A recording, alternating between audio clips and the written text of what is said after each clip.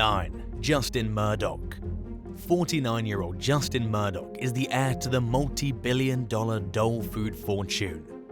In early 2022, he made news headlines for allegedly punching his much younger girlfriend in the face months earlier after a Halloween party. The incident unfolded just a little more than 2 months after Murdoch began dating 24-year-old model Talia Skye, who ended up with a black eye. Tensions between the pair reportedly became heated when Skye wanted to leave the party that she and Murdoch had attended together at the Scarface mansion in Beverly Hills.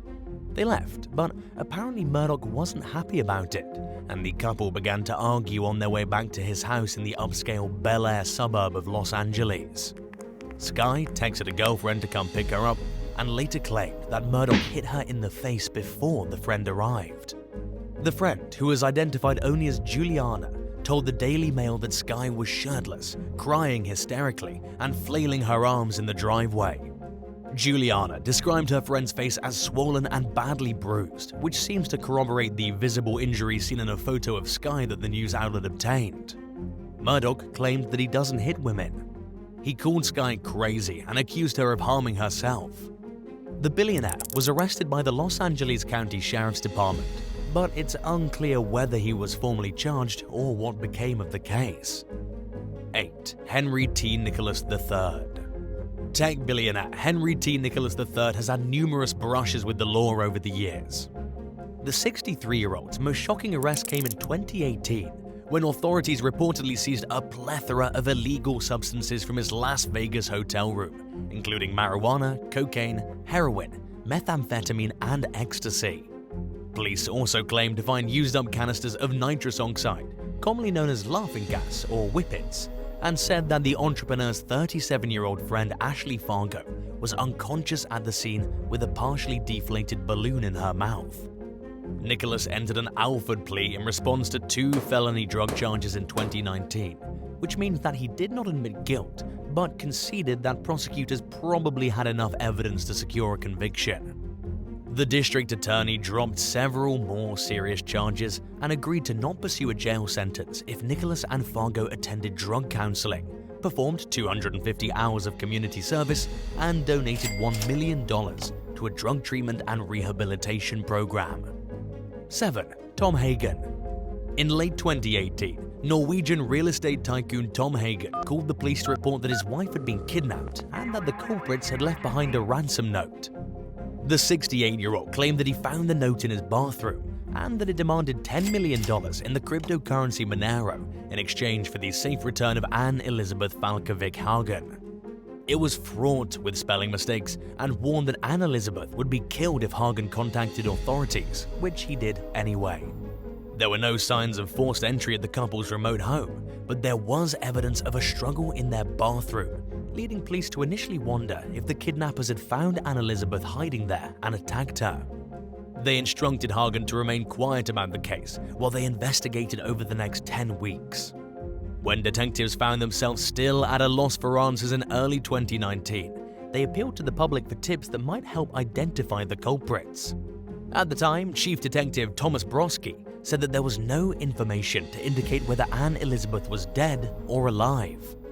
In 2020, authorities arrested Hagen on suspicion of masterminding his wife's alleged murder.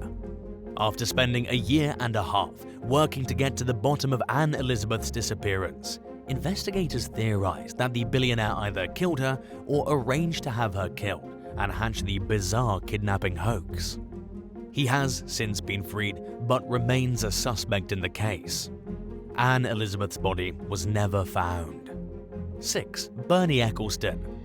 British business magnate Bernie Eccleston acted as the Formula One Group's chief executive for 40 years, during which time he experienced no shortage of controversies. In 2006, he was accused of bribing a German banker to the tune of $44 million. The case went to trial in 2014 and ended with Eccleston being ordered to pay a $100 million settlement. Following Russia's invasion of Ukraine in early 2022, he was accused of describing Vladimir Putin as a first-class person. The claims came 13 years after he made headlines for describing Adolf Hitler as someone who was good at commanding people and able to get things done. In response to the comments, editor Stephen Pollard of the Jewish Chronicle called Eccleston either an idiot or morally repulsive. During an interview with Pollard, the billionaire claimed that his remarks were taken the wrong way and apologized.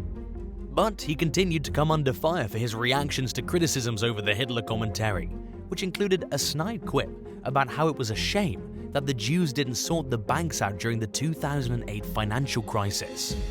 Because, in his words, they have a lot of influence everywhere. Just months after news headlines reported on Eccleston's appalling praise of Vladimir Putin in early 2022, Brazilian authorities arrested him at an airport for allegedly having a gun in his luggage, although he denied the incident. The ordeal was soon overshadowed by the 91-year-old's arrest for tax fraud by the Crown Protection Service, which has accused him of failing to declare £400 million in foreign assets. Shortly after news of the case broke, His Majesty's Revenue and Customs reassured the public that they're on the side of honest taxpayers and will take tough action wherever we suspect tax fraud, reminding the elite that nobody is above the law. 5. Louis Han. Louis Han was born in China's Sichuan province in 1965 and grew up in a working-class household. He became immensely wealthy through both legal and illegal business ventures, including commodities buying and selling timber, petroleum, and construction materials, and operating gambling dens. In 1997, Liu nearly lost his life in a botched assassination attempt involving a hired hitman. The murder-for-hire plot stemmed from a dispute with fellow billionaire Luan Baojing. Liu was shot twice but survived, and the contract killer was imprisoned for life. In 2006, Yuan was convicted of murdering a corrupt policeman who was involved in the plot and was executed. Over the following years, Liu became known as a philanthropist who put generous sums of money toward helping children in the area where he grew up. He became especially famous after the Great Sichuan earthquake in 2008. During the earthquake, thousands of kids perished inside poorly built schools, while a school that Liu built remained intact and everyone in it survived the disaster. But the benevolent billionaire's good name was tarnished in 2009 following the fatal shooting of a gang boss and 2 associates at a tea house in Guanghan. Liu and his brother, Liu Wei, were accused of murder and of ordering several other hits on locals, including a villager who'd protested against one of their real estate projects. Authorities allege that the pair ran a violent mafia-style gang and sold illegal guns, among other unlawful activities. The brothers were convicted on multiple counts and were executed in 2015. 4. Harvey Butler. British-born entrepreneur Harvey Butler founded a highly successful venture capital group called the Porton Group in 2000. The investment fund experienced a major court victory in 2011 after successfully suing $3 million for failing to live up to its contract to develop a medical device. And while Butler's business dealings seem to be on the up and up, his personal life has proven to be nothing short of tumultuous. Following the 2011 court victory, he invested massive amounts of money in Namibia, where he bought a sprawling 66,000-acre estate and became a permanent resident. His leisurely life took a violent turn during a barbecue at the farm in 2021, when a fight broke out between him and his 54-year-old property manager, Gerard Van Wyck. The scuffle reportedly began during a discussion about plans for the employee's son, Gerard Jr., and the young man's wife, Liani, to build a house on Butler's property, during which the billionaire allegedly claimed that Liani owed him intimacy every other night in exchange for the favor.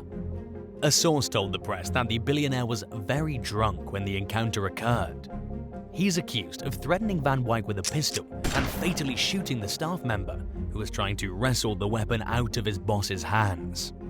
Van Wyck died on the way to the hospital, and Butler was charged with murder. As of early 2022, the case was ongoing, and Butler was out on bail under the condition that he remains in the country and reports to police every 3 months. He reportedly accused Van Wyck's widow of trying to extort $55 million from him after evidence emerged that he was not pointing the gun at the victim's head like she initially claimed in police interviews. 3. Bill Wang. Sung-Kuk Wang, better known by his American moniker Bill Wang, was born in South Korea in 1964. He majored in economics at UCLA and Carnegie Mellon University before going on to pursue a career as an investor and trader for various New York-based hedge funds. Wang first fell under legal scrutiny in 2012 when his Tiger Asia Management hedge fund was ordered to pay $44 million to the Securities and Exchange Commission for insider trading. That same year, he closed Tiger Asia Management and opened Archegos Capital Management, which was classified as a family office and therefore subject to less government oversight than a hedge fund. But the shady business dealings allegedly continued and nevertheless caught the attention of authorities in 2021 when Archegos Capital Management sustained heavy losses and collapsed. Investigators found evidence that Wang defrauded major global investment banks and brokerages out of billions of dollars for at least a year by telling lies to grow his portfolio from $10 billion to $160 billion. In what's been described as Wall Street's biggest indictment since Bernie Madoff's Ponzi scheme case, Wang and his former chief financial officer, Patrick Hagen, were charged in early 2022 with racketeering, conspiracy, and fraud charges. In a nutshell, the defendants are accused of engaging in high-risk transactions and keeping this information hidden from the public. According to a federal indictment, Archegos had come to dominate the trading and stock ownership of multiple companies, making its portfolio highly vulnerable to price fluctuations and resulting in a domino effect that saw $100 billion in market value loss in just a matter of days. Prosecutors allege that at least a dozen companies, banks, and brokers were victimized in the scheme, along with Archegos employees who lost millions in deferred compensation. SEC Division of Enforcement spokesperson Gerber S. Gruhl accused Wang and his company of propping up a $36 billion house of cards by engaging in a constant cycle of manipulative trading, lying to banks to obtain additional capacity, and then using that capacity to engage in still more manipulative trading. But that cycle was interrupted when stock prices fell and Archegos' buying power ran out, and the house of cards collapsed. 2. Elizabeth Holmes. In 2015, Forbes named Elizabeth Holmes the youngest self-made female billionaire in the US for her now defunct biotech company, Theranos, which she founded in 2003.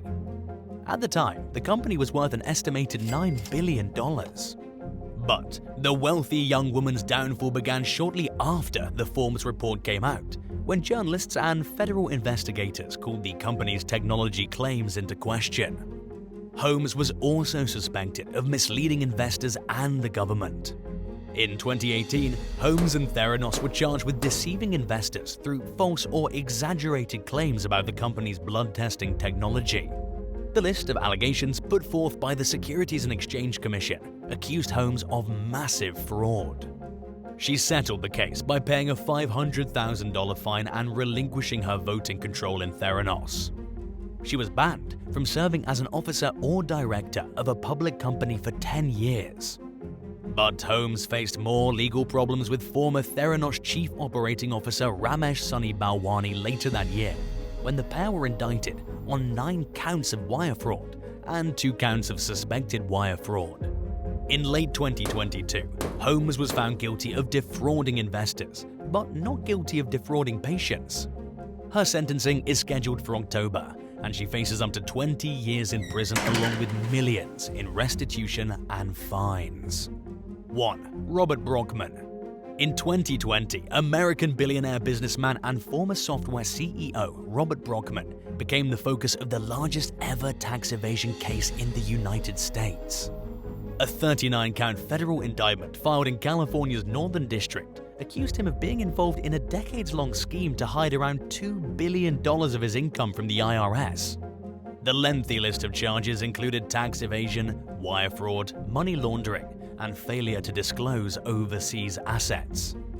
Brockman was an investor in the Vista Equity Partners firm, whose founder, Robert F. Smith, also found himself in hot water with the law for unpaid taxes in 2020. Smith narrowly avoided prosecution when he agreed to pay a $139 million fine to settle a $200 million tax debt.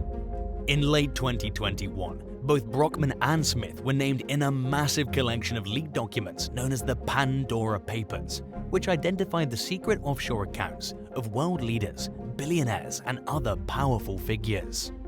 Eager to settle his federal case, Brockman offered in early 2022 to post a $1.45 billion tax payment to get the IRS to ease back on its lines on his property and assets. By then, he was 82 years old, and his lawyers argued in court that he was suffering from dementia. 2 months after making the offer, Brockman was found incompetent to stand trial. He passed away just a few months later.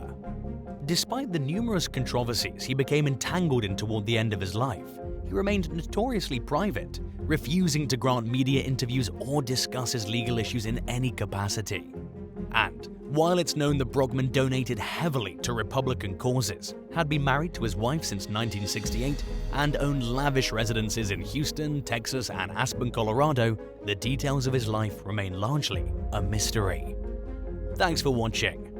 If you became a self-made billionaire, would you downplay your wealth to avoid being targeted and used by fair-weather friends and greedy acquaintances, or would you flaunt it as a reminder to naysayers of where your hard work got you? Let us know in the comments below, and don't forget to subscribe. See you next time. Bye.